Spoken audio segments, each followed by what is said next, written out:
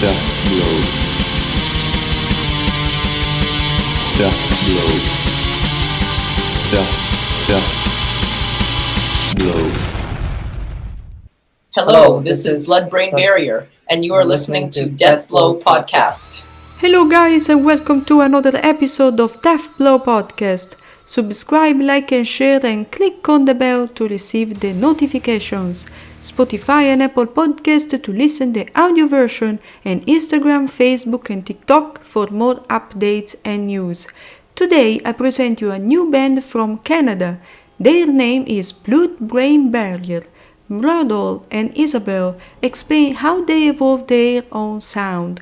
Listen right now the rest of the interview. Welcome guys! Hello. So, how is going guys? Yeah, it's been good. It's very hot here in Canada. So. Yeah. I imagine. Here in Italy it's the same. So I present myself. This is me, Darkel, and I am the admin of Death Blow Podcast. Welcome. Yes, thank you for having us. Yeah. So I was very curious to know more about your band, guys, because I listened your EP and I have to tell you that it's brilliant. The sound, thank you. the atmosphere, and everything you created. So let's start this interview saying a bit of the origin of the band. Why the name Blood-Brain Barrier?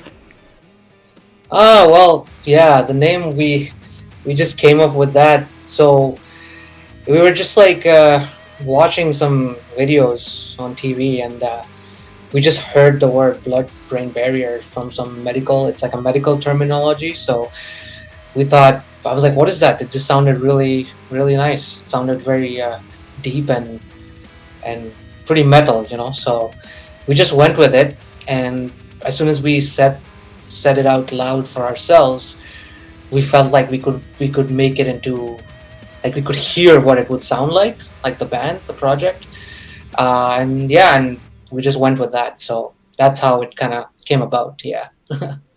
Wow, that's fantastic. And you guys play black and doom sludge metal. How do you manage to blend these genres all together? So I do most of the writing for the songs and everything, and the arrangement, and just seeing the whole EP as like a full movie kind of thing, if you can say. So I don't think much about the genre when I write the music, but if I have an idea and for like a part of the song or where the song should go, I try to think in which sonic sense it would make the most sense. So sometimes it's like, you know, you have a riff and it's good, but if you play like a fast beat on it, it's not gonna, it doesn't work with the song. So then you have to slow it down, and then automatically you get like a doomy vibe to it. So I think it just merges itself. But the most important thing I would say is we listen to a lot of different genres, and we don't stick to one. So it could be anything, right? So we just let it flow as it comes to us. So I guess that's how we work in mixing it together. Yeah. And I think this is the secret of originality in a band, don't you think? Absolutely. Yeah, that's actually well said. Yeah. That's literally what we're trying to do. Yeah, just whatever flows, you know. No blocking kind of thing. Yeah. And you guys come from Canada. How is the metal scene there in your country? Is it welcoming, or are there difficulties in getting your music known? Well, you wanna answer that? Well, I've been in the Toronto metal scene for over 15 years, playing in various projects, and I would say overall that it's very welcoming, in the sense you'll have your group of people who will be like, yeah, good job, very supportive of each other. But at the end of the day, once those people have seen your band, you can't expect them to come out to every single show. The problem is, after those main Toronto metal people have seen your show, getting your name out to even more people. So yes, on the surface level, the scene is very welcoming, and when somebody starts a new project, people will hype you up and support you and come to see you. But again, it's just like a limited number of people. Most of the people will go to the big metal shows, but they don't even support the local metal scene. Yeah, That's what we've noticed. So once you're a new band, it's great, but after you've played a couple of shows, then it's basically dead. Like, it's gonna be the same people, which is great sometimes, and but it's it's a little hard. Like, it doesn't pick up as fast, even if the music is good and people are enjoying it. There's a lot of like, people are very stuck to one genre sort of thing. Like, if you're doing something original, it's like kind of hard to for them to process, I guess. Or it's like, if it's thrash metal, then they want thrash metal. They don't want anything else. So it's okay for starting off, but it's not. I wouldn't say it's the best. So yeah. I think that is the problem everywhere, because I talked with many artists and think the same problem is the same. They struggle to find venues that want them to go to have a show there, and I think that it's everywhere, this problem. So you are not the only one. Okay, well, that's good to know. Yeah, because for sure, I think any big city, I think that's probably the situation. Yeah. About the girl that there is here, I want to say that you are the second woman to be the host of the show. Oh, cool. Okay. So I'm very supportive about females, and I'm very supportive about women into the metal scene. I think that is really, really important what you're doing. So thank you so much. My pleasure, and of course I'm all about it too. So yeah, go ladies. Exactly. And this is one of the questions that I had. What does it mean to be a woman in metal, in your opinion? Are there still stereotypes about the figure of women in the genre, or is supportive, like you were telling me before? If there are any stereotypes, I've managed to kind of avoid them all. I'm now in 2025. There are a lot more women in metal than there were when I was starting out. So I've just been very happy to see that. I still do see comments on the internet sometimes about like, women shouldn't be in metal, but the vast majority of comments I see are nothing but supportive. So you just have to tune out all the negative stuff, because those people are stupid and fucked in the head. And I haven't encountered any stereotypes that have been negative in any way. Instead, about the lyrics, you deal with themes such as fear and where inner turmoil mirrors societal collapse. Can you explain this better? Because you talk about many arguments into this EP. Yeah, that's true. Like, we were like, when we recorded it, like, we just wanted, when we started feeling the music, we were like, what does it feel like? And it's just like, so basically, I think the long story short is like what we like to really have fun with when it comes to concept is like just assuming, or like, not as like, a lot of people think that this is it, like, this is our world and that's it. But like, what we like to do is like, how do you know that for sure, right? So there's maybe other worlds and all that stuff. So, but it's not like a sci-fi movie or anything. It's more like, it's more of an idea, and then how can I express that idea through music? So when I think of that idea, I feel like it's there, it's something external, but it's also, but because it's us who's thinking about it, it also is probably connected to the internal stuff that's going on. So it's like, what's outside is what's inside, and kind of thing. And then, but not just in the sense of like being on Earth, but like just the whole existence itself. So I think, so yeah, and then we focus on obviously all the chaos, because it's like, it's pretty heavy music, and that's what it feels like. So yeah, I hope that answers the question. Like, yeah. Yeah, I think that is pretty good what you're doing to talk about many stuff, and that I think many people will feel less alone to when they read your lyrics, I think.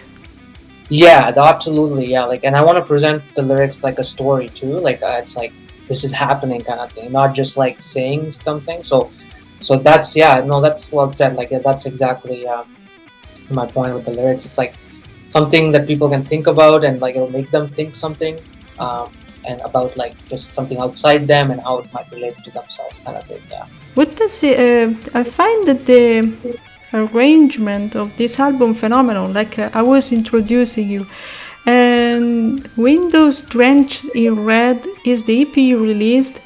From the guitars to the vocals is simply outstanding. What more can you tell me about this EP? Oh, okay. Well, thank you for that. I'm glad you're like super into it because, yeah, like I did a lot of experimentation, and like we tried a lot of things with the sound, like how we wanted to sound. And usually, I would say like I usually give for mastering, I give to somebody else to master. But the more important thing with this EP is like I wanted to do everything from my side, like everything from recording, from writing, and I wanted to see if I can actually make something that works and not have to worry about any external forces affecting what my vision is. And luckily, I have my partner who does the vocals here, so I knew it's gonna work with her vocals too. So that was one of the big inspiration because I've seen her perform with other bands and with our other projects as well. And I always thought that her vocals need a really cool like music to support that heavy vocals.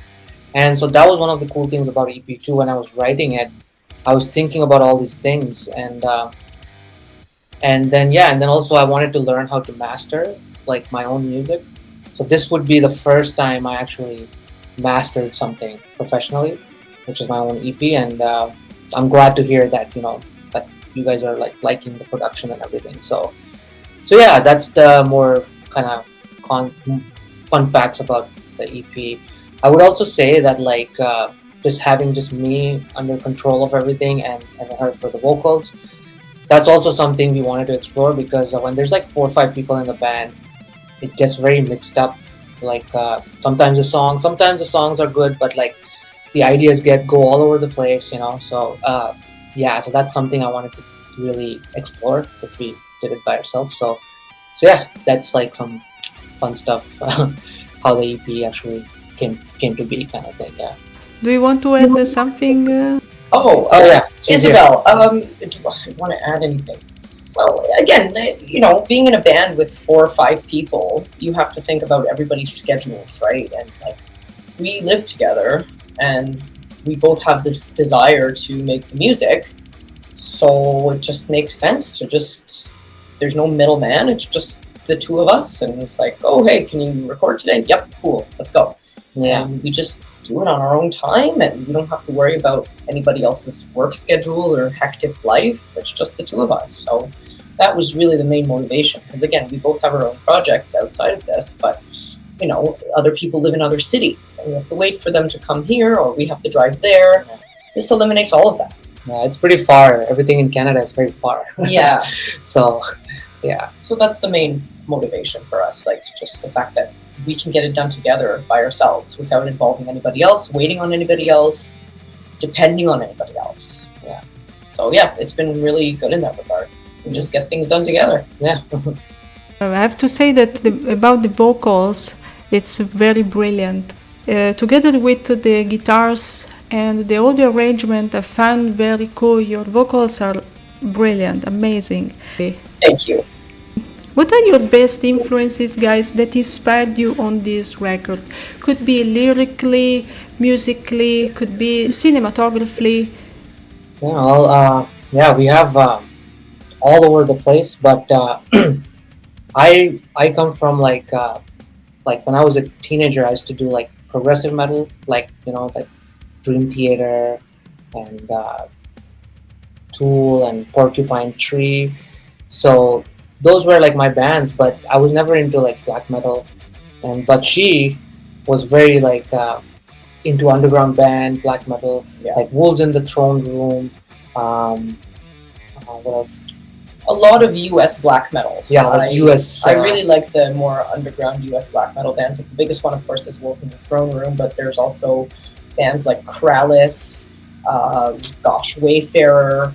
There are probably yeah, hundreds of other bands I could mention. So Yeah. so yeah, like mostly like underground bands like that, and then we also love Triptychon, like they're from Europe, and also Ruins of Beverast. So we list like So I was into progressive metal, but then hanging out with her, I was like, wow, this is a whole other world of music. And for me as a producer and a songwriter, I was like, oh my god, I need to do get into like I need to do something. So that this EP is literally like us like enjoying how much inspiration those bands have given us over the time. So yeah, mainly, but these bands that we mentioned, like Wolves in the Throne Room, Triptychon, um, Ruins of Beverast, yeah, just mostly like a nice hypnotic black metal, I would say, kind of. So that's the influences, yeah. Well, have you ever had the chance to talk with a musician that was pretty famous, that you just exchanged the backstage or something like that? I briefly spoke to Colin Marston. He was on tour with Gorguts, and I'm a big fan of his music. Like I said, Kralis. He's also in Kralis. He was on tour with Gorguts at the time. I briefly spoke to him, but he was just very approachable, and I was just amazed at how approachable he was because you're a big fan of somebody, and all you know is their music, and your mind is so like you're so fascinated by their musicianship, but then you actually meet them, and they're just like a normal, down to earth, friendly, approachable person, and that just makes you appreciate them even more. Because you shared that moment with them, like, you know what, I'm a huge fan of your music, but now I've actually like shaken your hand and we've looked at each other, and it's like, I want you to know that I appreciate your music. So having those moments with artists is, I find, really valuable. That would be the main one that stands out for me. Yeah, for me, I don't think I haven't had the chance because, here, like, the shows, they're, like, very disconnected. Like, even if we play, like, a show, let's say we play a show with a big band, we barely will interact.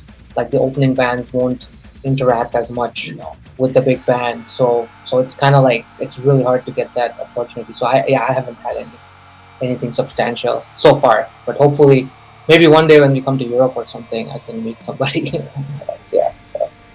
I really wish you that you will come in Europe because it's an amazing continent and you will have a lot of cities to look and visit around, and I really wish you that, guys. Yeah, we really hope to come because we know like this music is like very like it's very more welcome in Europe than in America because like we see all these cool bands and they play in Europe and it's like people are so like they get the music, so we would love to plan something in the near future for sure. Yeah.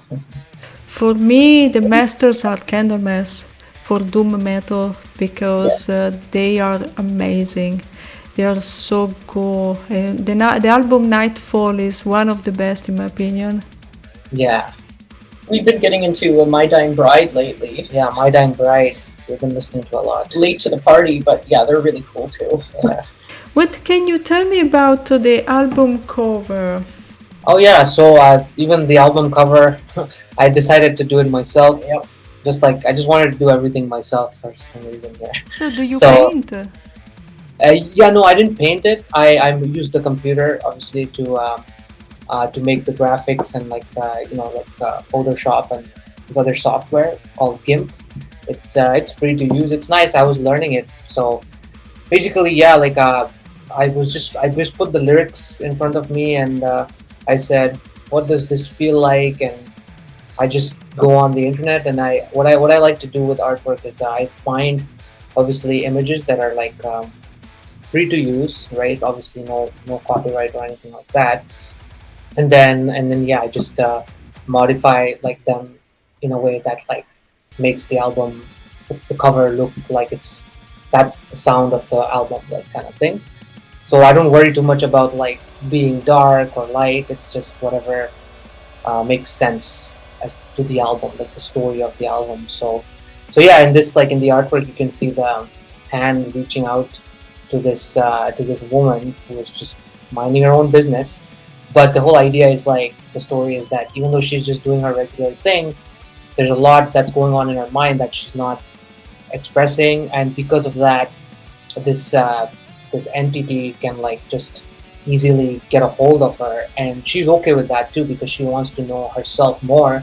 But the only way is through this hand that comes to the to the window in that artwork, and then they both kind of go on a journey, which is the songs basically, and the lyrics can then like kind of work around that kind of thing. So yeah, that's basically the artwork, kind of like how it came about. The psychological part in a way. Yeah, exactly. Yeah, I find very interesting when people and artists find this psychological aspect into their art, Yeah. musically or even through the artwork, and it's a catharsis. It's very important. Yes, absolutely. Yeah. So I just went on a journey with that, like a psychological journey on making the artwork. I'm like, whatever happens, that's the artwork, Yeah. So, yeah. Yeah, have you ever guys played live with important artists of the metal scene? If so, which ones? So we have never. This is like the fresh project. So we have never actually played this project live. We have other projects that we have played live with, but the most important was like a couple of weeks ago. It was with the artist called Insect Arc, but that was our other project. So we have played with a bunch of other projects. With, but but this project, the Blood Brain Barrier, is like fresh, and we're still like, it's just me and her now. So we're still deciding like if we want to have a band, or we might just do like guitars through like a pre-recorded guitars, and then I play the drums and she sings the songs. So yeah, we're still in that state right now. So fine, we'll see. Yeah, it's okay. I think I really hope for you that you will play, like we said before, in Europe and even to the rest of the world. Yes, for sure. Yeah. We hope to. Thank you for that. Yeah. Yeah, and now simple question, but could be even hard. Depends on your perspective. Perspective. When did you decide that music was the most important thing to you? Wow, that's a deep one, but yeah, I think for me, I think it was when I just realized that that's the only thing that's like true to me. Like it's something, it's natural to me. Like it's organic. It's something I just do. Like it's like I wake up and my brain has drum beats, or I have a guitar. I want to play the guitar. Like I don't think about it. But when I thought about it, I was like, oh, this is just natural. So I'm like, yeah, this is pretty important. Like we need to keep writing songs and just let the energy flow. So for me, it's that. For me, music has been very important since a very young age. My parents both instilled a love and an appreciation of music in me from a young age. And of course, they didn't instill the love of metal into me. I discovered that all on my own. But metal became very important to me around the age of 14, 15. I discovered, I was getting into progressively heavier and heavier bands. The big one for me was Tool. And then shortly thereafter, I discovered Opeth. And I still love those bands to this day. And seeing them live during those formative metal years for me, 15, 16, 17 years old, I got to see both of those bands live, and that just was the start of something really like incredible for me. So music still continues to be something that just, you listen to it and you feel something, and it also offers you that connection to all the other people that are at that show with you. And when I play music live and somebody comes up to me and says, wow, that was, they felt something listening to my music, and it's just this really nice cycle of just It's a give and take Yeah. energy. Yeah. yeah, it's just good energy all around, and that's really what it is. It just makes me feel something, and it allows others to feel their own emotions in their own ways, and I think that's the most important thing for me with music. Yeah, I think that this is amazing to just to find the energy into people that go to listen to your band. I think that there is nothing better than this for a musician. There Yes. isn't. No, Exactly. That's true. Yeah, it's as real as it gets. it is. Yeah. What is your favorite hobby besides music? Do you read or do you have other passions besides music? Lately we've been getting into like fitness, going to the gym and taking care of ourselves. Basically just trying to get into a more healthy lifestyle. I do enjoy reading as well. How about you? What do you like to do? Yeah, that's a hard question because You've been so into music. everything is music for me. Yeah. But no, I think I'm getting into like video editing. I guess I'm learning more like video side of things, and that would be like another like cameras and stuff like that. But again, that's also motivated by music, so I can make my own music videos, I guess. But but like she said, like we fitness and just trying to be healthy and cooking. Actually, I like cooking. Yes. Cooking is nice. I love cooking, and Europe is really good for that. Like all that so fresh food over there, it's amazing. Yeah. So Yeah, as an Italian, I know, and it's so good. it's so good to cook. And I am a video editor myself, so I understand nice. the passion of cinematography. Yeah, Put these sequences that you have in your own mind and put into this editor. It's brilliant. You can hear the I know. vibration. It gives you like a hit, like a nice hit, and it's like once it comes together, you're like, this is like now its own thing. Like it's really nice. Yeah. Do you have, guys, a label at the moment? No, we don't. We don't have a label. Like we didn't even like. I don't think we didn't reach out to any label either because it's too early in the stage. But also like I think for now we want to see how we do like the shows and how it works out, and if a label is interested like for distribution, that would be awesome. Like if they just want to distribute our music, but like a full label control, we're not sure yet because we have like busy lives, so if they have more expectation, it's just sometimes it doesn't work. So so no label yet. Yeah. What is your wish for the future? You can answer, both of you guys, about this. Okay, about the project, you mean, for the future of the project? Yeah, all in general about your own life into the music. Okay. Oh yeah, I mean, for me, it's like for music and this project. Actually, with this project, we are hoping that we can do something much more than our other projects, which have been around for a while, but we kind of hit like a wall because it's not like it takes time. Everybody has their lives, but with this project, we're hoping we can always be ready to first of all play shows, and also in different countries, like obviously like Europe and other stuff. And for me, like future wise, I just want to write more songs and maybe get better at like video editing, so I can release the song with like my own video art as well. And it's mostly like I'm very like stoic, like just simple, pretty simple life, no complication, and just live by the day, like music and eat well, and that's it. Make good friends.